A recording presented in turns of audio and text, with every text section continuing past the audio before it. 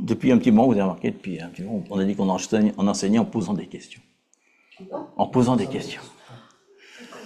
Non, mais c'est pas une question sur le truc, c'est en se posant des questions nous-mêmes. Vous n'êtes pas forcé d'y répondre maintenant, d'ailleurs. C'est pour vous. C'est pour vous. On s'est remarqué que, parce qu'on a dit depuis le début qu'à chaque fois, depuis janvier, on a dit ça, qu'à la fin des enseignements, il y aurait une partie pratique. Donc je pense que c'est bien on va faire comme des semences pendant l'enseignement, on va acheter des semences, ce sera des questions. Chacun essaiera de répondre à ça. Mais on va donner quand même quelques petites données bibliques. On va peut-être commencer à lire Genèse 1, 11 à 12. Pendant que vous cherchez... On aurait dû le faire la dernière fois d'ailleurs, mais bon. Genèse 1, 11 à 12. 12 à 12. 1, 11 à 12. Est-ce que c'est important? C'est la jonction entre la semence et le fruit. Alors, pendant que vous cherchez, est-ce que quand on va semer, on va faire quelque chose? Est-ce qu'on attend quelque chose depuis? Ou simplement vous semez et voilà, c'est bon, on les la semence, on sème, attend quelque chose. Exactement. On va en parler, ouais. Donc ça c'est bien. On va en parler. C'est pas seulement on va semer. Voilà, si ça. Genèse 1, 11, 12, qui va la lire? Oui. Alors donc on va dire, c'est nous qui devons lire? Oui, même. Ah là là. Bouteille d'eau. Puis Dieu dit que la terre produise de la verdure, de l'herbe portant de la semence. Des arbres fruitiers donnant du fruit selon leur espèce, ayant en eux leur semence sur la terre. Et cela fut ainsi. Ah ben génial. La terre produisit de la verdure, de l'herbe portant de la semence selon son espèce, et des arbres donnant du fruit, ayant en eux leur semence selon leur espèce. Et Dieu vit que cela était bon. Voilà. Donc il vient de nous dire que la semence est faite pour faire des arbres qui eux-mêmes vont faire de la semence, etc., etc. C'est une reproduction. Mais on voit quand même qu'il y a, même s'il ne le dit pas ici, il y a quand même un peu de semence dans le jardin d'Éden. Parce qu'il y a un bon arbre et un mauvais arbre quand même. Donc il y a quand même quelque chose déjà qui se passe avec les deux semences. Donc nous sommes créés pour porter du fruit. Je n'ai pas dit nous sommes nés, nous sommes créés, c'est ce qu'il dit. Parce qu'après les hommes vont faire exactement pareil. Donc on a un passage aussi où Jésus va parler, et on va faire deux premières mises en garde, si on peut dire, avant de passer dans le sujet, où Jésus parle des deux semences. C'est important parce qu'on essaie toujours d'appuyer bibliquement ce qu'on dit. Il y a la semence pour porter du fruit, mais il y a aussi deux semences. Donc on va lire Matthieu 7, 15 à 20. Ça va être deux textes fondateurs, quoi. On va lire alors Matthieu 7, 15 à 20. Gardez-vous des faux prophètes. Ils viennent à vous en vêtements de brebis, mais au-dedans, ce sont des loups ravisseurs. Vous les reconnaîtrez à leurs fruits. Cueille-t-on des raisins sur des épines ou des figues sur des chardons? Tout bon arbre porte de bons fruits, mais le mauvais arbre de semence porte de mauvais fruits. Un bon arbre ne peut porter de mauvais fruits, ni un mauvais arbre porter de bons fruits. Tout arbre qui ne porte pas de bons fruits est coupé et jeté au feu. C'est donc à leurs fruits que vous les reconnaîtrez. Sachant que là, il parle quand même des derniers temps, des faux prophètes des derniers temps, de la possédée en gros, et qui dit qu'à la fin, ce sera jeté au feu, vous vous rappelez les temps de feu, là, etc. Bon. Il nous dit que la mauvaise semence, les mauvais arbres, les mauvaises semences seront jetés au feu. Donc un avertissement, mais la phrase est forte, parce qu'un bon arbre ne peut pas porter de mauvais fruits, ça c'est intéressant, mais un mauvais arbre ne peut pas porter de bons fruits. C'est vrai, dans la nature, qui dit c'est donc aux fruits qu'on reconnaîtra. Globalement, puisqu'il parle des derniers temps, il veut dire que tous ceux dans le royaume de Dieu qui auront porté du fruit auront une récolte. Ceux qui n'auront pas porté ou alors qui porter des mauvais fruits. Parce qu'il dit pas il parle pas de la quantité, de la qualité du fruit. Il dit qu'il y en a qui vont porter des mauvais fruits, donc de la mauvaise semence, quoi. Donc tous ceux il le dit, tous ceux qui ont prêté allégeance à l'autre côté seront jetés dans le feu. Ne portez pas la main dans la bête, il dit sinon vous serez dans le feu. Donc il nous dit attention, à la dernier temps, il y a deux semences qui vont être bien différentes et qui vont être faciles à reconnaître. Le Christ et l'Antéchrist, il n'y a pas d'intermédiaire. C'est ça qui parle. Ensuite, on va lire Jean 15, 1, 8. Ce sont les deux fondements. Jean 15, 1, 8. 1, 8. Donc la question qu'on peut se poser, de quelle sémence on se nourrit? Parce que forcément, la semence on se nourrit, c'est avec ça qu'on va faire porter nos fruits, puisqu'il a dit dans Genèse, c'est la semence qui donne l'arbre. C'est la semence dans le fruit. Et c'est pas si évident, on verra à la fin. Jean 15, 1, 8 dit « Je suis le vrai cep et mon père est le vigneron. » c'est une phrase intéressante parce que il dit je suis le cep, mon père est le vigneron. Vous vous rappelez ce qui se passe à la fin de la récolte, il écrase le vin. Il écrase le vin et il y a du sang, du jus qui coule. Donc, il dit en gros mon père va m'écraser à la croix. Quoi. C'est ce qu'il dit. C'est ce qu'il dit à ce moment-là. Et le moment des récoltes, c'est particulier quand même. Si on regarde à quel moment c'est en Israël. Mais dans le même temps. Donc, mais il commence par ça. Passe, ouais. Il dit je suis le cep, mais c'est mon père le vigneron. C'est lui qui écrase. Moi, je vous donne du fruit, mais c'est mon père qui va l'écraser, qui va le juger, quoi. Bref. C'est un détail, mais c'est important qu'il commence quand même par ça. Il dit déjà un premier mystère. Quoi. Donc après, il parle de lui. Tout sarment qui est en moi et qui ne porte pas de fruit, il le retranche. Et tout sarment qui porte du fruit, il l'émonde pour qu'il porte encore plus de fruits. On reviendra à la fin. Bon, je saute ça. Il dit, demeurez en moi et je demeurerai en vous, comme le sarment ne peut de lui-même porter du fruit, s'il ne demeure attaché au cep. Ainsi, vous ne le pouvez non plus si vous ne demeurez en moi. Je suis le cep, vous êtes les sarments. Celui qui demeure en moi et en qui je demeure porte beaucoup de fruits, car sans moi, vous ne pouvez rien faire. Si quelqu'un ne demeure pas en moi, il est jeté dehors, comme le sarment, et il sèche. Puis on ramasse les sarments, on les jette au feu et ils brûlent. Si vous demeurez en moi et que mes paroles demeurent en vous, demandez ce que vous voudrez, cela vous sera accordé. Si vous portez beaucoup de fruits, c'est ainsi que mon Père sera glorifié et que vous serez mes disciples. Voilà. On pourrait passer quelques heures sur ce passage-là. D'ailleurs, on y passe quelques heures, quelques années même des fois. Mais c'est intéressant parce qu'il dit que par rapport à lui, il dit je suis censé amener des fruits à mon Père, quoi. C'est ce qu'il dit, il le dit, ceux que tu m'as donnés, je leur ai fait porter du fruit, parce qu'il dit, on est ses disciples uniquement si on porte du fruit. Et alors son Père est glorifié. Bien sûr, on pourrait lire toute la phrase à l'envers, c'est rigolo de lire des fois le texte à l'envers. Mais voilà. Donc on voit que le fruit c'est important, on est né pour porter du fruit, on est créé pour porter du fruit. Et c'est comme ça qu'on peut dire qu'on est vraiment ses disciples. Donc on va développer un petit peu quand même. Donc déjà, pourquoi il y a certaines personnes qui y arrivent, d'autres non. On blague souvent quand on voit quelqu'un qui porte une pomme, je dis « Ah, ça y est, pour une fois tu portes du fruit ». C'est blague un peu agressive, mais bon, c'est rigolo. Donc quelle est la différence? Est-ce que c'est, on l'a dit déjà, est-ce que c'est le fruit, est-ce que c'est dans la semence ou est-ce que c'est dans le sol dans lequel est plantée la semence? Ou est-ce que c'est dans l'entretien de la plante qui vient de la semence? On pourrait avoir trois niveaux. Et Jésus le dit, il donne la parabole de la semence qui tombe dans une terre, machin, truc. C'est toujours les mêmes semences, mais en fait, on voit que pour la parabole du royaume de la semence, il dit bien que c'est le sol. Il dit bien le sol qui est mauvais, le sol qui est bon, qui est rocailleux, etc. Donc, et il y en a qu'une. Mais aussi, on l'a vu, si on prend une mauvaise semence, peut-être qu'on prend une mauvaise semence, on peut arriver à la faire pousser. On peut porter du mauvais fruit, ça c'est facile. Donc il dit attention à quelle semence vous mangez, attention au sol où vous mettez, et attention aussi à l'entretien, c'est-à-dire à la persévérance, c'est bien de la planter, mais si après ça y est, elle a poussé, tu t'en vas, elle meurt. Donc il y a quand même, on est un peu dans le jardinage aujourd'hui. On se prépare pour le printemps. Bon, c'est des questions à se poser, pour terminer, pourquoi. On peut peut-être déjà se poser la question, est-ce que je porte du fruit? On va dire un peu ce que c'est que le fruit. Mais ensuite, si je porte pas de fruit, lequel des trois, j'ai pas vraiment fait, quoi. Alors, le premier, c'est quelle semence, quel sol, mais aussi quel entretien je fais, parce que la semence, au début, quand elle pousse, c'est fragile, la première. Il faut l'entretenir, il faut l'arroser, etc. Donc, c'est des questions à se poser. Donc, des fois, l'arbre est déjà bien et on peut le laisser. Il n'y a pas d'entretien, en fait. Et on va terminer avant de se poser une autre question. Le but d'un arbre, c'est de porter du fruit, c'est pas d'occuper le sol.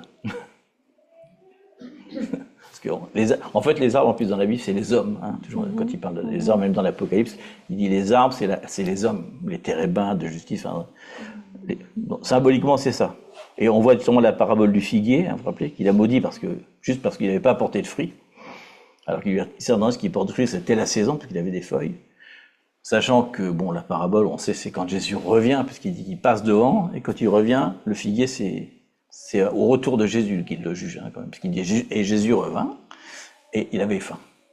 Et en effet, quand Jésus va revenir, il va regarder, tous les figuiers qu'il a poussés, qui sont censés donner beaucoup de filles quand même. Hein. Le figuier, il faut savoir qu'il n'a pas besoin de beaucoup d'eau. Hein. Il faut qu'il ait de l'eau au début, mais une fois qu'il est planté, l'eau c'est très important. Tu te rappelles, on avait vu ça en Israël, il nous avait expliqué ça. C'est dans Matthieu 21, 18, 19, pas la peine de le chercher, je vais le lire. Matthieu 21, 18, 19, mais je vais le lire, il y a aussi dans Luc. Ouais. Matthieu le matin, 21, 18, 19. 18. Le matin, en retournant à la ville, le matin c'est le retour du Seigneur, en retournant à la ville, il eut faim. Voyant un figuier sur le chemin, il s'en approcha, mais il n'y trouva que des feuilles. Il lui dit que jamais fruit ne naisse de toi, et un instant le figuier sécha. Et il avait quand même beaucoup de feuilles. Voilà. C'est la question qu'on pourrait se poser, est-ce que dans ma vie, est-ce que je porte beaucoup de feuilles si j'ai pas de fruits? Parce que les feuilles, c'est joli, c'est vert, etc. Mais bon, c'est pas tout, quoi. En gros, il occupe du sol. Hein. Il fait pas de fruits, il prend de la place, quoi, c'est tout. Tu vois, je prends de la place. On prend la place dans l'endroit, mais il n'en prend. Et la question que je vais vous poser, c'est une question que Sirma a posée ce matin. En me réveillant, c'est une question dure. Hein. D'un seul coup, j'ai eu cette sensation, quand on s'est réveillé, quand je ouvrais les yeux, j'ai eu cette sensation, je me suis dit, imagine-toi qu'il reste plus que 3 minutes. Le monde se finit dans 3 minutes pile. Ma question, c'est déjà, peut-être, qu'est-ce que tu diras à ton épouse qui est à côté de toi? Il reste vraiment que 3 minutes. Mets-toi en situation, hein, je ne dis pas rien, parce que j'étais pas très gai. C'est en situation, dit vraiment. Ou alors, toi, Jésus revient. Enfin, je sais pas, Jésus revient. Ben oui, Jésus revient, heureusement. Bon, nous, a priori, on est quand même dans la bonne localité. Mais peut-être, quand même, malgré tout, on pourrait se poser si c'était la fin du monde et Jésus revient pas, d'accord? Jésus revient, on enlève, Jésus revient pas. C'est la fin du monde, on va être détruit, etc. La question qu'on pourrait se poser, sincèrement, ce qu'on peut se poser, est-ce que j'ai porté du fruit? À quoi a servi ma vie? Tu sais, c'est la question peut-être les gens se posent sur leur lit de mort d'ailleurs. Hein. Au moment de mourir, tu remarques d'un seul coup, les questions qui se posent, c'est plus les mêmes. Hein. Avant, ils se disaient comment je vais finir mes fins de mois. D'un seul coup, ils en parlent plus. D'un seul coup, ils parlent d'autre chose, c'est une autre conversation. Mais on devrait se la poser toujours parce qu'on ne sait pas si dans 3 minutes, hein, vous avez vu récemment, il y a des gens qui sortent dans la rue et puis il y a un mec qui est énervé, il le poignarde. Donc ça peut nous arriver à n'importe qui. Donc 3 minutes avant sa mort, et qu'est-ce qu'on peut dire? Est-ce qu'on peut réfléchir sincèrement? Pas maintenant. Hein. Est-ce que j'ai porté du fruit? C'est votre intimité. À quoi j'ai servi dans ma vie? Quoi. Quel a été Est-ce que j'ai aidé quelqu'un? Est-ce que j'ai, je sais pas, un bilan de 3 minutes. 3 minutes, ça fait 180 secondes, c'est rapide. Hein. Ouais, c'est rapide, et c'est dur parce que tu sais que c'est vraiment à la fin, et là, t'as plus d'autre espoir, quoi. Donc la question n'est pas la même que si tu dis. C'est comme un choc. Ouais. Tint. Parce que bien sûr, si tu dis après je vais ressusciter, c'est tranquille. Là. T'es content, dis je m'en vais. Mais admettons que ça va pas le cas. Qu'est-ce que la question qu'on se pose, quoi. Et peut-être la question qu'on peut poser à quelqu'un qui est à la fin de sa vie aussi, peut-être de l'amener vers cette réflexion, quoi. Il est toujours temps de faire quelque chose.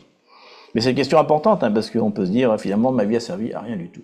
C'était juste un serment qui a brûlé ou de l'herbe qui a desséché, qui est parti. Ok, prendre la place. Et franchement, ça m'a perturbé ce matin. Elle est bien. Ça m'a perturbé ce matin, la question. Je me dis, ouf, qu'est-ce que je répondrais? C'est une question qui amène au changement, quand même, hein, en se disant, parce qu'en fait, je dis ça, mais c'est toujours les 3 dernières minutes de notre vie. Toujours. Toujours. Parce qu'on ne sait jamais. Il est possible que ce soir, il le dit, hein, j'ai amassé des trucs, ça y est, je suis tranquille dans mes greniers. Imbécile. Si jamais je reviens ce soir, tout ça c'est perdu. Et je fais quoi de ta vie? C'est ce qu'il dit Jésus. À l'homme riche, j'ai dit ça à l'homme riche, j'ai dit, en fait, c'est toujours le dernier jour de notre vie, quoi. Et tous les matins, c'est le premier jour du reste de notre vie, comme dit Dao. Hein. C'est vrai. Donc c'est une question importante, le coup de poser du fruit. Parce que porter du fruit, ça touche à tous les domaines, en tant qu'enfant de Dieu, je vais dire. Je vais pas dire en tant que croyant. Hein. Dans notre caractère, dans notre moralité, notre comportement, notre intégrité, ce qu'on a fait avec les autres, puisqu'il dit celui qui ferme le fruit de ses entrailles aux autres qui est dans le besoin.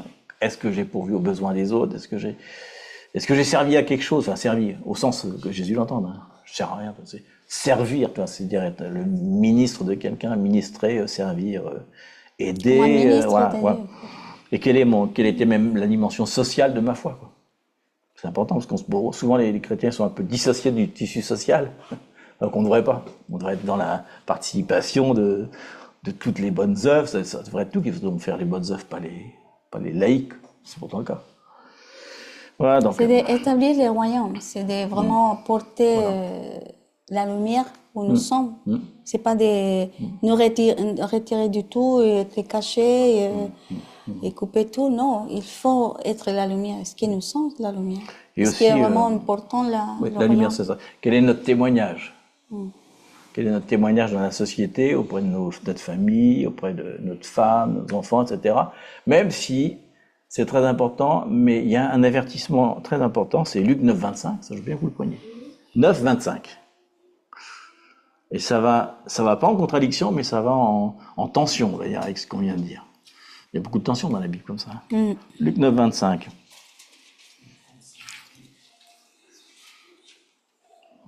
Il y a de très belles chansons de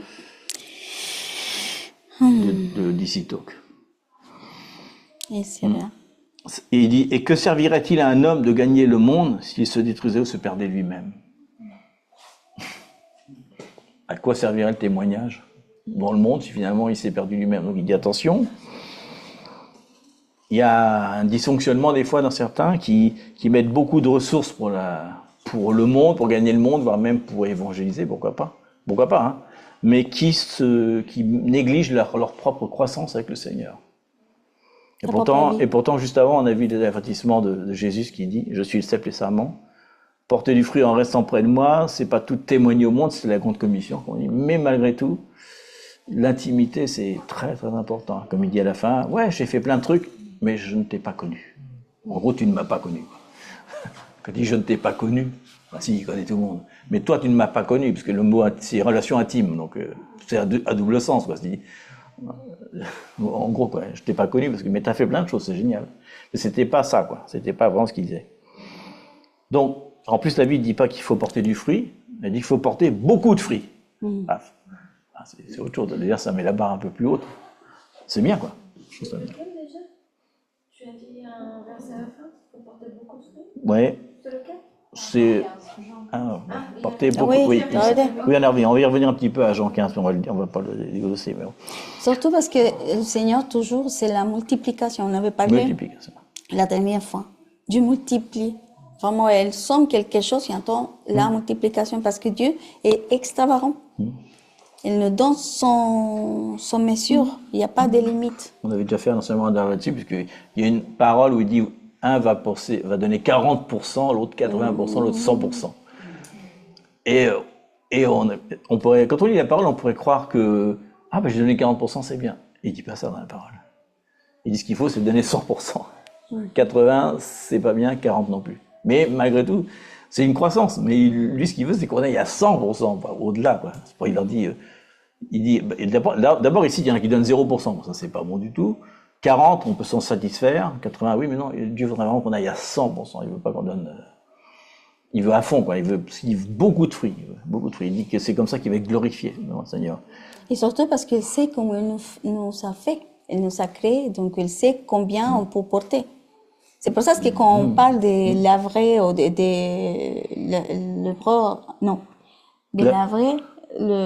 labourer la terre, on sait qu'on prépare la terre, on sème, et on sait combien de semences on peut semer, et avoir, je sais combien je vais récolter.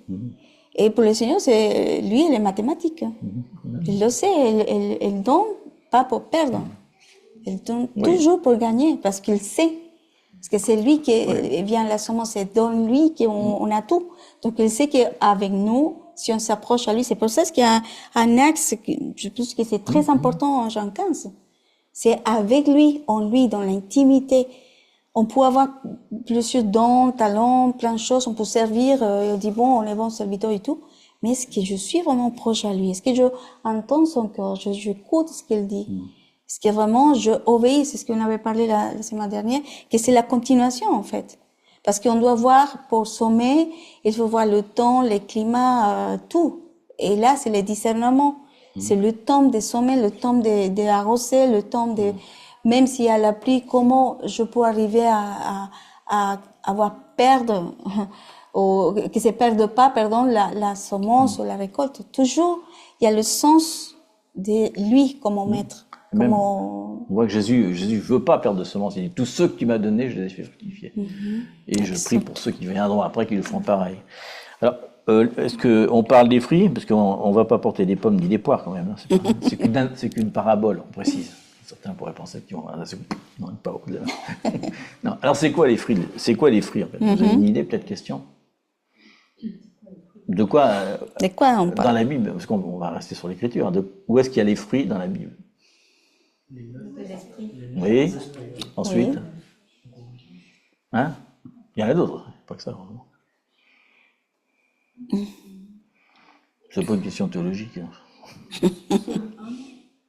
Ah oui, on va y venir aussi. Oui. Psaume 1, oui. Mais on va y venir juste après. Mais c'est quoi ça, le fruit de quoi alors? C'est toujours le fruit de... Oui, d'accord. Bon, bref, il y a trois citations des fruits dans la Bible. Il y a les fruits de l'esprit. Dans Philippiens, il y a les fruits de la justice. On en parle après. Donc ça, en fait, on peut dire qu'il y a 11 fruits théoriquement. Il n'y a pas 9. Mais bon. Et il y a le fruit des bonnes œuvres. Bon, après. Donc le fruit de l'esprit, peut-être qu'on va pas le lire quand même, c'est dans Galates 5, vous connaissez. Donc il dit pas les fruits d'ailleurs, il dit le fruit. C'est le fruit, c'est l'amour. Parce que l'amour, il dit qu'il n'y a que ça qui va rester. D'ailleurs la foi, l'espérance, ça vient de l'amour, mais finalement à la fin, il n'y a que l'amour qui reste. Les prophéties s'arrêtent aussi, il n'y en a plus besoin non plus. Ça sert à rien. C'est lui, la prophétie. La prophétie, ça parle de Jésus. Jésus, rien. C'est bon, il est là directement. Pas besoin de prophétiser sur lui, je suis là, c'est bon. Mais le fruit de l'esprit, c'est un fruit global dans lequel découle plein de fruits. On pourrait dire comme je sais pas s'il y a eu une pomme originale un jour, peut-être une première pomme dans laquelle il y a eu une évolution des pommes. Mais l'amour, c'est comme l'origine. Mais finalement, si, parce que c'est quand même, ça existe, parce que le blé, par exemple, il y a un blé original, le kamut, qui était en Égypte, duquel déroulent tous les blés qu'on connaît sur la Terre. Mais au début, il n'y avait qu'un blé. Il n'y avait qu'un blé, c'est une évolution. Donc il est possible qu'il y ait eu une pomme au début, une pomme primitive, je ne sais pas, dans laquelle a évolué la gala, toutes les pommes. J'ai pas faim. Mais il dit, en gros, c'est ce qu'il dit, c'est ça. Il dit l'amour, c'est la pomme originale. Parce que c'est vrai, au début, avec qui il est, Adam et Ève, ils sont avec Dieu qui est amour, etc. Donc l'amour, c'est le premier fruit, finalement, qu'ils vont voir. Mais on voit après que tous découlent l'un de l'autre. L'amour, la joie, la paix, la patience, la bonté, la bienveillance, la foi, la douceur, la maîtrise de soi, on peut le mettre à part un petit peu. Mais tous les autres, en tout cas, découlent de l'amour. Et en fait, interactivement, la paix donne la joie donne la paix, la patience permet d'avoir l'amour, ils sont tous indépendants, ils sont tous des dérivés. On peut faire une étude sur chaque, comme il y en a 8, parce que la maîtrise de soi, c'est à part. On pourrait faire 8 fois 2, je sais pas combien d'études en fait. Quel rapport entre l'amour et la joie, quel rapport entre l'amour et la patience, plein de choses comme ça. Et tous sont des attributs de Dieu, parce que Dieu est amour, Dieu est paix, Dieu est patient, Dieu est bon, Dieu est bienveillant, etc. Mais Dieu n'est pas maîtrise de soi. C'est que pour l'homme, ça. La seule chose qu'il n'a pas besoin, maîtrise de soi, t'imagines. Oh Dieu, c'est ton prix, hein. Maîtrise-toi un petit peu. Mais il sait que on peut avoir tout ça, mais si on n'a pas la maîtrise de soi, ça ne sert pas à grand chose. Donc c'est un peu comme le dernier truc, mais c'est à part. Mais les autres sont des caractéristiques de Dieu elle-même, quoi. Emmanuel, Dieu de paix, etc. Donc ces caractéristiques qui sont des fruits, elles sont cultivées en nous par quoi? Il dit c'est le Saint-Esprit. C'est les fruits de l'Esprit, donc c'est le Saint-Esprit. Si on a le Saint-Esprit, donc on les a tous en nous, et après il faut les cultiver. Donc si tu veux patience, il faut arroser la semence de la patience. Si tu veux la joie, il faut arroser la semence de la joie, mais on peut pas dire... C'est pour ça qu'on dit ça, mais c'est un peu provocateur, mais on peut pas dire « Oh, j'ai pas de patience ». Si t'as le Saint-Esprit, t'as la patience. C'est juste que tu l'as pas cultivé, mais tu as la patience. J'ai pas de patience. En fait, on peut pas dire je suis pas dans la paix. Il est là. Je suis pas dans la paix. Arrose la paix. Et le dire, oh mon âme, calme-toi, sois dans la paix. On peut tous les cultiver, c'est juste que voilà. Donc c'est dans nos attitudes, nos actions. Donc en gros, si on pense à porter du fruit, d'après Jésus, etc., ça serait manifester donc les fruits de l'esprit. C'est une des premières choses qu'on peut parler d'emporter du fruit, quoi. Selon les fruits de l'esprit. On est malade? Bon. On continue, on n'a pas entendu. Deuxième, le fruit de l'esprit, c'est dans Philippiens 1:11, peut-être on peut le lire. Moi je ne l'ai pas pris. Philippiens 1:11. C'est ça? Le fruit de la justice. Le fruit de la justice. C'est dit quoi? Oui, je me trompais. C'est le fruit de la justice. Philippiens 1:11. Philippiens 11, je ne l'ai pas, tu l'as? Je ne l'ai pas pris. Quelqu'un peut nous lire Philippiens 11 à haute voix? Le fruit de justice qui est par Jésus-Christ, à la gloire et à la louange de Dieu. Ah mais j'avais pris en plus. Donc le fruit de la justice qui est à la gloire et à la louange de Dieu. Donc la justice, il y aura un enseignement un jour, bientôt sur la justice, je crois. La justice signifie vivre en accord avec la volonté de Dieu, en reconnaissant son autorité et en agissant selon ses principes. Donc c'est important, le fruit de la justice, on va voir Philippiens 1, qui glorifie Dieu, qui a la louange de Dieu. Donc c'est un des fruits qu'on peut porter, quoi. C'est qu'on agit selon la volonté de Dieu, selon ses principes, et ça se voit, quoi. Parce que les fruits, en gros, ça veut dire, en gros, c'est visible, quoi. C'est ce qui est visible à l'extérieur, le fruit, finalement, dans un arbre. Donc si on arrive à être, on dit, cette personne-là vit selon les principes de Dieu, il porte des fruits de justice, quoi. Ça, c'est important. Dernier fruit, c'est le fruit des bonnes œuvres. Alors, il va falloir le justifier. On va commencer déjà par où c'est écrit dans la parole de Dieu. C'est Colossiens 1, 9 à 10. Colossiens 1, 9 à 10.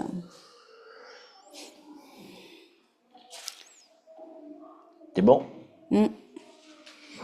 Donc c'est Paul qui dit ça, soyez remplis de la connaissance de sa volonté, en toute sagesse et intelligence spirituelle, pour marcher d'une manière digne du Seigneur et lui être entièrement agréable, portant des fruits en toutes sortes de bonnes œuvres et croissant par la connaissance de Dieu. Donc il parle du fruit des bonnes œuvres. Faire les bonnes œuvres, ça permet de porter du fruit. Et il dit, Éphésiens 2.10, ne le portez pas, vous le connaissez par cœur, car nous sommes son ouvrage, son poème, il dit, ayant été créés en Jésus-Christ pour de bonnes œuvres que Dieu a préparées d'avance afin que nous les pratiquions. Donc c'est facile, les bonnes œuvres sont des fruits. On le sait d'ailleurs, quand on voit quelqu'un qui fait des bonnes œuvres, il porte du fruit, quoi. Il y a une conséquence, quoi. Il y a quelque chose, quoi. Donc les bonnes œuvres, c'est comme un peu l'expression extérieure, ce qu'on voit à l'extérieur de notre foi, quoi. Notre foi. Et c'est aussi, bien sûr, c'est aussi une manière de démontrer son amour pour le prochain, parce que les bonnes œuvres, ça veut dire aussi les choses qu'on fait pour les autres, quoi. Les œuvres, c'est pas pour nous, quoi. Donc c'est une expression visible, c'est comme une expression visible. Donc il y a quand même beaucoup de fruits, Donc c'est en gros, les fruits, c'est ce qui atteste extérieurement du travail que Dieu fait en nous, tout. Pour faire les bonnes œuvres, faut être connecté avec Dieu. Pour faire les fruits, faut être connecté avec l'esprit. Pour faire les fruits de justice, faut être connecté avec Dieu aussi, quoi. Donc il y a quand même les manifestations extérieures de ce qu'il fait, quoi. Sinon on est juste des arbres et on occupe du terrain. C'est la manifestation. Et on sait, des fois. Il y a des arbres qui sont plantés, des fois, vous avez remarqué, puis avec leurs racines, ils détruisent tout. Ils font sous le terrain, mais à la limite, si c'est un cerisier, on va peut-être le laisser. Ça va dans des cerises, mais si on voit qu'il ne porte pas de fruits et qu'il a que des racines, on fait tout le monde on va peut-être le couper quand même. On va le mettre dans la cheminée. On en a un dans notre jardin comme ça qui est en train de tout casser. Alors, il fait des jolies feuilles qui durent 15 jours et qui salissent tout. On marche dessus, c'est horrible. Donc, comme il fait que des feuilles et pas de fruits, on va le couper. Voilà, bien fait pour lui. Mais bon, et alors c'est bon parce qu'on peut avoir. Il y a une phrase que j'ai remarquée qui est intéressante. C'est là en Corinthiens 9.2. 9.2, où il parle de ça, du résultat de son travail. 9.2. 1 Corinthiens 9.2. C'est une phrase super. On l'a pas souvent lu, celle-là, mais elle est rigolote, de Paul. Il dit, si pour d'autres je ne suis pas apôtre, parce qu'il le critiquait beaucoup, Paul, non, pas un apôtre. Si pour d'autres je ne suis pas apôtre, je le suis au moins pour vous, en disant à l'église de Corinthe, car vous êtes le sceau de mon apostolat dans le Seigneur. J'ai porté des fruits, non? Corinthiens, j'ai fait une église, quand même, elle est belle, elle marche bien. Les autres disent que je ne suis pas un apôtre. Regardez, je porte pas des fruits, là. Alors des fois, on peut dire, les gens ils disent, ils portent pas de fruits, mais peu importe ce qu'ils disent, si tu peux montrer que dans la vie, il y a quelque chose qui est extérieur, qui est visible, c'est pas seulement une foi morte, etc. Ou tu plantes la semence dans le sol, puis c'est tout. Donc tu l'arroses pas. Ou tu continues pas, parce que tu voudrais pas trop que ça se voit, quoi. Ça serait un peu gênant. Donc c'est fort. Bon, le protocole que le Seigneur dit pour porter du fruit, on peut y aller peut-être quand même. Un petit peu quand même, c'est dans. Donc on va parler de Jean 1, 15. Oui, on va être rapide. Non, ce qu'on vient de lire avant, Jean 15. Il a dit, demeurez en moi. C'est la relation qui est la source de tout. On ne porte pas de fruits sans relation avec lui. Oui, c'est ça. Alors même les fruits de l'esprit, parce qu'il faut être en relation avec le Saint-Esprit. Alors le Saint-Esprit, c'est l'Esprit de Jésus en nous. Donc tout vient finalement, c'est pas parce qu'il est parti que Jésus n'est plus là. Il est toujours en nous. Donc voilà, le serment a besoin du cep parce qu'il est nourri par lui. Donc, on voit qu'il y a deux choses là-dedans dont il parle principalement en tout cas. il parle de la communion et aussi de la sanctification. Parce que la Ça parole, ne suffit pas d'être en communion. justement, la parole nous sanctifie.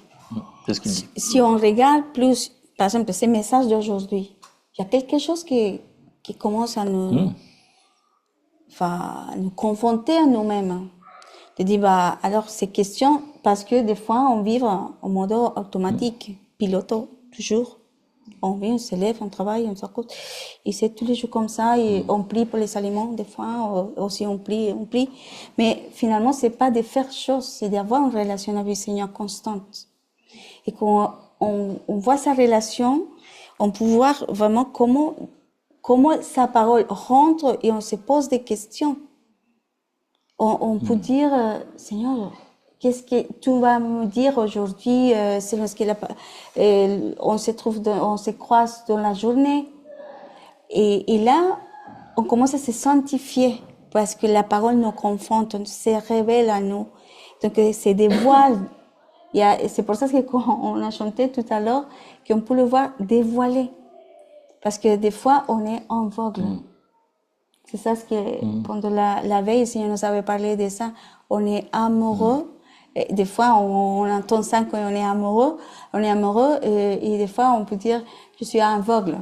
Parce que je suis amoureux de quelqu'un, de mon mari, et je suis aveugle. Seulement, regarde à lui, je suis vraiment en lui. Et c'est ça vraiment, de rentrer dans sa amour, de sa présence, de ce qu'il est, qui fait qu'on n'attend rien, en fait. Donc, on se prépare, on se purifie nous-mêmes, justement, pour lui donner plaisir à lui. Parce que mon amour, c'est lui. Donc, on fait des choses parce que je dois faire des choses, parce que je dois donner des fruits.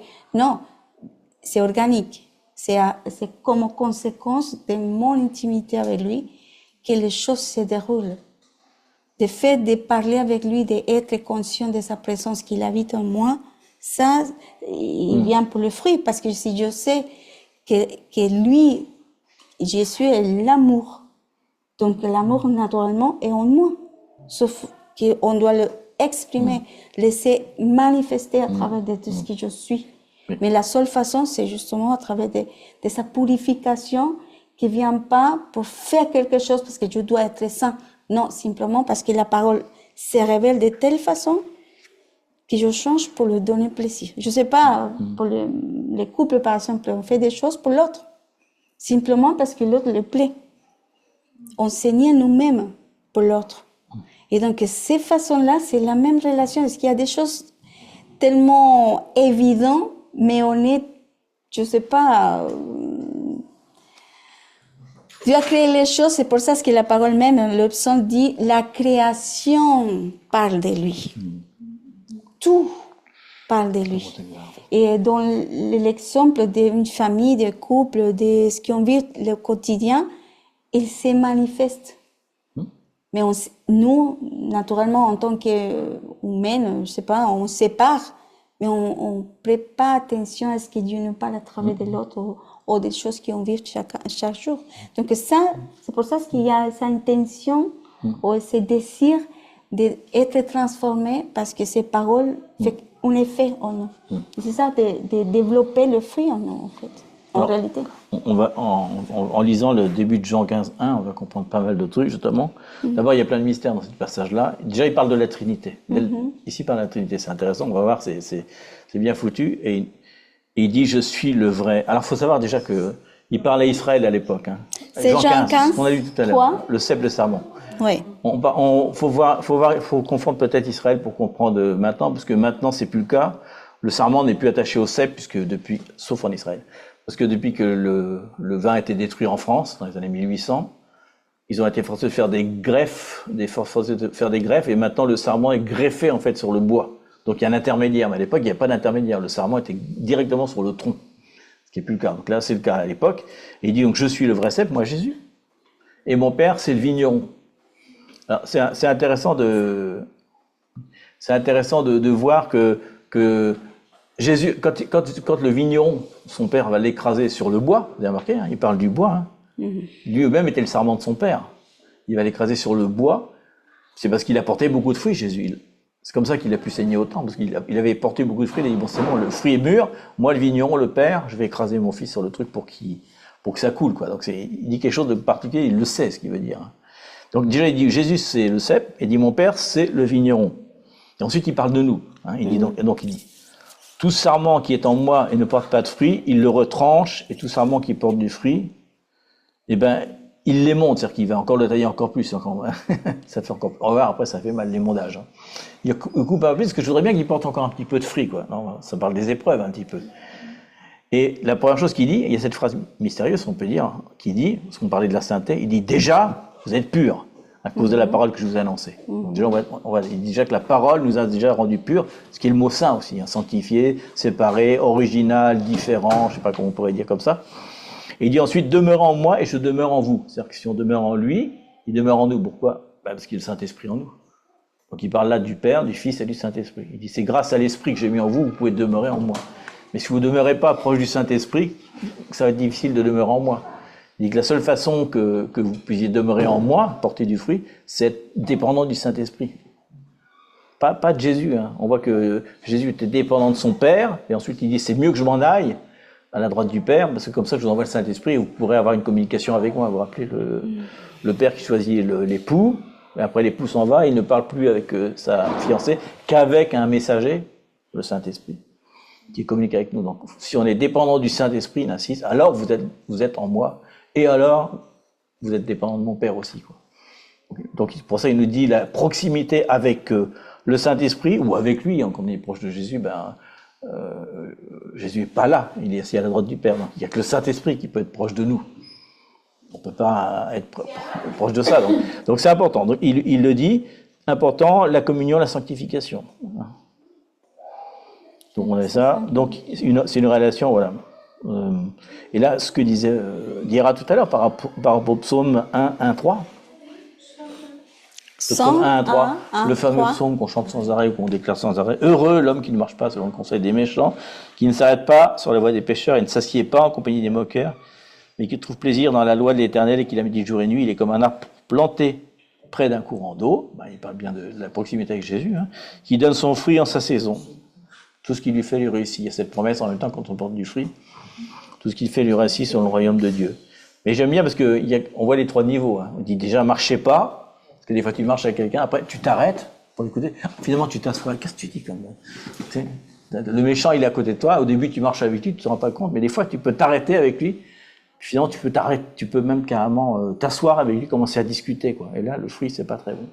Donc, il dit heureux l'homme qui marche, ni s'arrête, ni s'assoit. Donc, si jamais il marche avec toi, il vaut mieux changer de voie, quoi.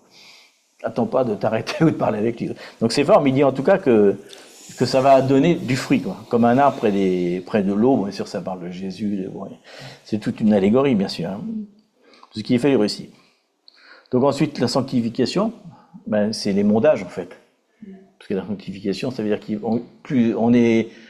je sois saint comme tu es saint, c'est un processus. Mais il dit, en tout cas, déjà vous êtes pur. C'est déjà pas mal. Si vous avez la parole, déjà vous êtes pur. Mais après, il faut aussi que je vous sanctifie, quoi. Il faut que je vous sépare un petit peu, quoi. C'est pas toujours évident. Émonder, hein, on l'a dit tout à l'heure, c'est pour porter du fruit. Émonder, ça veut dire donc retrancher ou couper. Tout ce qui, on le sait, hein, dans la nature, ça veut dire enlever tout ce qui épuise la plante, vous vous rappelez, hein. Souvent, il faut, comme les rosiers, vous vous rappelez, il faut enlever tous les trucs là dès qu'ils sont donnés, il faut les. Ou des fois au début, les anciens fruits, il faut les enlever aussi, pour que l'autre grandisse. Et il faut couper une certaine taille pour que l'arbre, il ait besoin d'aller chercher, sinon il arrête, il est fatigué l'arbre. Si tu coupes des trucs, il est forcé d'aller chercher plus d'oxygène, plus de trucs. Donc, tout ce qui est mort. Tout ce qui est mort. Ouais. Il y a quoi en gros, c'est notre mauvais cœur, nos désirs, nos passions. Mais il est sympa, qu'est-ce qui est pollué, il coupe pas tout d'un seul coup quand même, hein. L'un après l'autre, tranquillement. Tranquillement. Nous, on voudrait bien les faire repousser des fois, mais c'est pas ce qu'il veut. On va peut-être Hébreux 12, 14, 17. Et on va finir parce qu'il y a tout un... C'est un peu long après. On se posera juste des questions et on a... Hébreux 12, 14, 17. On l'a déjà cité dans Abdia, si vous vous rappelez. Hébreux 12, 14 à 17.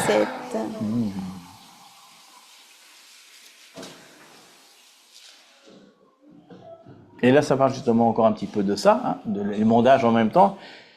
Il dit, rechercher la paix avec tous et la sanctification. Ah non, des fois on recherche que la paix, sans laquelle personne ne verra le Seigneur. Donc le retour du Seigneur, il parle. Veillez à ce que nul ne se prive de la grâce de Dieu, à ce qu'aucune racine d'amertume poussant à des rejetons ne produise du trouble, et que plusieurs n'en soient infectés, à ce qu'il n'y ait ni impudique ni profane comme Ésaü, rappelez, Abias, qui pour un mai vendit son droit d'aînesse. Vous savez que plus tard, voulant obtenir la bénédiction, il fut rejeté, quoiqu'il la sollicita avec larmes, car son repentir ne put avoir aucun effet. Donc il dit recherchez la communion avec moi, mais recherchez aussi la sanctification. En fait, quand on regarde heureux celui qui porte du fruit, ben, il ne marche pas en compagnie des... Donc il se sépare. Parce que ça veut dire aussi séparer, ça veut dire aussi original, différent, ne pas chercher à imiter les autres. C'est l'empreinte du Seigneur, l'identité du Seigneur. Donc, c'est important, la communion, la sanctification, mais les mondages, ça parle aussi, on l'a mis, ça parle aussi du repentir. Et on avait, je l'ai souligné. Je vais juste vous lire ça, et c'est une question à se poser, on va terminer là-dessus. D'accord. Je l'ai écrit, je vais lire la phrase telle que j'ai écrit. Il y a marqué une des falsifications, c'est-à-dire on peut faire semblant de porter du fruit. Donc je parle au monde des croyants, quoi. Parce que là, une des falsifications pour porter de bons fruits, c'est la simulation. Simuler, c'est facile, hein. On peut devenir des experts dans les routines, les mots, les expressions, pour agir comme des chrétiens. Oh, Dieu soit loué. Dieu me garde. Dieu soit loué. Ah oui, par la grâce de Dieu. Simulation. Mais sans expérimenter aucun pouvoir réel et sans porter de fruits. C'est-à-dire que nos cœurs restent centrés sur nous-mêmes, en colère, même quand on est dans la joie, même si on utilise comme des méthodes pharisiennes, hein, comme les pharisiens finalement. Hein. Et on peut comment dire, faire apparaître aux autres quelque chose qui n'est pas un vrai germe de communication avec le Seigneur. Quoi. On peut arriver à faire croire qu'on est très proche du Seigneur, en mettant des faux fruits, quoi. On accroche des espèces de fruits artificiels. Gloire à Dieu. Comme les sapins de Noël. Hein? Comme les sapins de Noël. Les sapins de Noël. Ah oui, sapin de Noël, voilà. Bon, on a les boules. Justement. Mais voilà, on peut très bien, les fruits, c'est des vrais fruits qu'il faut porter, quoi. Donc ils viennent de la communion, c'est-à-dire c'est pas des fruits en plastoc, en plastique, c'est-à-dire que parce qu'on peut, on connaît, hein, on a été peut-être comme ça même, et ils nous demandent de pas être comme ça, d'être vrai, quoi, de pas porter des faux fruits très pharisiens, religieux, qui font croire que par nos, parce que des fois on est fatigué, on était une fois dans un bus pendant 3 quarts d'heure en Corée du Sud, pardon. Voilà, c'était que des chrétiens, mais c'était fatigant, franchement. Ils n'arrêtaient pas de dire « Ah, par la grâce de Dieu, ah, grâce à Dieu, gloire à Dieu, par la... » Mais c'est quoi ce langage super surfait qui ne veut rien dire du tout, surtout que... On connaissait quand même le fruit de certains, on se dit « Oh là là, ça paraît tellement faux, cette espèce de truc... Il y a plein de livres chez eux. Il y a plein de trucs super spirituels, il y a des trucs sur la porte, partout, mais quel est le vrai fruit, quoi, qu'on veut porter? C'est un avertissement du Seigneur quand même. Hein. Et vous vous rappelez qu'il a dit méfiez-vous de tout ce qui est faux. Faux enseignants, faux prophètes, faux chrétiens, des faux amis, on pourrait dire. Des faux amis dans le langage. Ah oui? Des faux amis, c'est un langage. Donc c'est quand même, on parle là de vrais fruits, quoi. Porter des vrais fruits. Et les questions qu'on avait à la fin, on va les poser quand même. Dans quel domaine de la vie je porte du fruit? Non, dans quel domaine de la vie? Les domaines, il y en a plein. Il y a plein de domaines. Ce qu'on disait, ça peut être dans nos familles, ça peut être dans notre travail, ça peut être dans le caritatif, je ne sais pas. Où est-ce que je porte du fruit, quoi? Où c'est l'expression externe de la foi qui est à l'intérieur de moi, quoi. Que ça se voit, les gens peuvent dire, oh là, c'est un bon témoignage, si on peut dire, même si le témoignage n'empêche pas la connaissance. Quelle est la manifestation extérieure de ma foi, quoi? Un des trucs, on le disait hier, que celui qui a beaucoup de richesses et qui ferme ses entrailles à son prochain, ben, c'est quelque part ne pas porter de fruits, quoi. C'est quelque part ça. Donc, comment ça se manifeste? Ensuite, quel type de fruits je produis? Ou quels sont les obstacles? Quels sont les obstacles dans ma vie qui pourraient m'empêcher de porter du fruit? Il y en a un qui le dit au début, il dit peut-être qu'on marche avec des gens méchants, ça veut pas dire. Ouais, c'est méchant, c'est-à-dire ceux qui sont opposés au plan de Dieu, quoi, quelque part. Peut-être que je marche avec certains, peut-être même je m'assois avec certains, peut-être même je converse avec eux, j'ai des discussions. Dieu dit attention à discuter La avec des mauvaise gens, des fois, compagnie, attention mauvaise change compagnie. tout. Donc, peut-être qu'il y a des compagnies qui nous empêchent de porter du fruit, peut-être qu'il y a des. C'est quels les obstacles gens. alors? C'est quels les obstacles? Rappelez qu'à un moment, quand il y a dans le bateau, ça marche pas, il jette Jonas. Par la truc. Il y a peut-être un Jonas dans nos vies qui fait que notre bateau, il y a toujours des tempêtes. C'est possible. Hein? Qui est Jonas? C'est quel Jonas? Voilà. Et ensuite, comment est-ce qu'on peut en renforcer? Ben, c'est évident. Comment est-ce qu'on pourrait renforcer notre relation avec l'Esprit Saint, Jésus, Dieu? Mais pas pour ça, mais juste pour porter du fruit. Parce que ça, c'est normal, on veut tous avoir une relation avec Dieu. Mais comment est-ce que je peux me rapprocher plus de l'Esprit Saint pour pouvoir développer les 9 fruits, je sais pas. Par exemple. Auquel fruit aussi est bloqué, qu'on ne peut pas développer en nous. Parce que peut-être, c'est possible la peur à confronter une preuve. L'épreuve pour empêcher que se développe quelque chose. Je donne un exemple. Quand on parle de la patience, tu m'as peur de rentrer dans des situations où on doit développer la patience. Vous avez dit dans l'Alliance, on va lever. Donc, Des fois, il faut confronter avec amour. mais la peur, ça veut dire qu'il y a vraiment la plénitude de l'amour dans ma vie. C'est une question qu'on ne s'est pas posée. Donc, c'est qui dans ma vie qui bloque le développement des fruits. Parce qu'ils sont déjà en nous. Ils sont déjà, simplement, il faut développer. Une parole plus radicale, quelle action concrète je peux prendre? Quelle action concrète dans les faits, quoi, pour porter plus de fruits, par exemple, dans ma famille? Dans ma vie, déjà. Pas forcément la famille en tant que couple, mais pour les parents, les grands-parents, je sais pas, dans ma famille, quoi, en général. Quelle action concrète je pourrais prendre? Parce qu'il y a des choses qu'on peut faire réellement, pas seulement spirituellement. Je décide, non, mais concrètement. Sachant qu'il donne une réponse. Si on se rapproche de lui, si on se sanctifie, ça va être plus facile. Après, qu'est-ce que je pourrais faire pour être plus proche de lui? Peut-être, je sais pas, je donne plein d'exemples. Hein. Mon agenda, peut-être. Pour être proche de quelqu'un, il faut passer du temps avec. Si mon agenda est trop encombré, on vous partagera peut-être une étude une fois. Les gens disent souvent j'ai pas le temps. Mais si tu regardes, si on fait un calcul d'une semaine, 7 fois 24 heures, et qu'on calcule combien de temps on dort, combien de temps on mange, combien de temps on travaille, et combien de temps on regarde par exemple, même la télé, admettons, il reste encore vachement de temps. Concrètement, si tu regardes, tu manges 2 heures par jour, tu travailles 6 heures, on va dire que tu travailles 6 heures par jour, que tu dors 6 heures, 6, 12, 14, il reste encore 10 heures, ils sont où ces 10 heures? Et après, tu enlèves des trucs, plein de trucs qu'il faut faire, et il reste toujours au minimum, tu peux toujours dégager au minimum 2 heures par jour. Personne ne peut dire qu'il ne peut pas le faire. Donc c'est vrai, concrètement c'est vrai. Hein.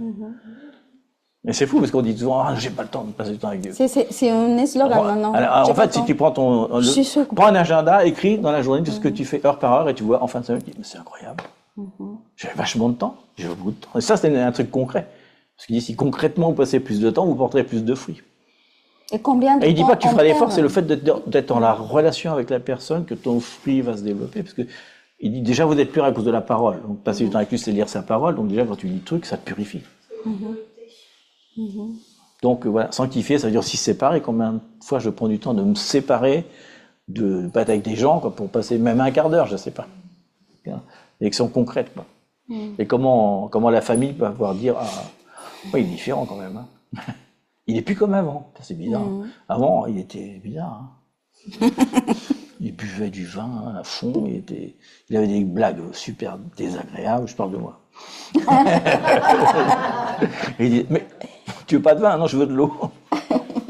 Il y a un truc là.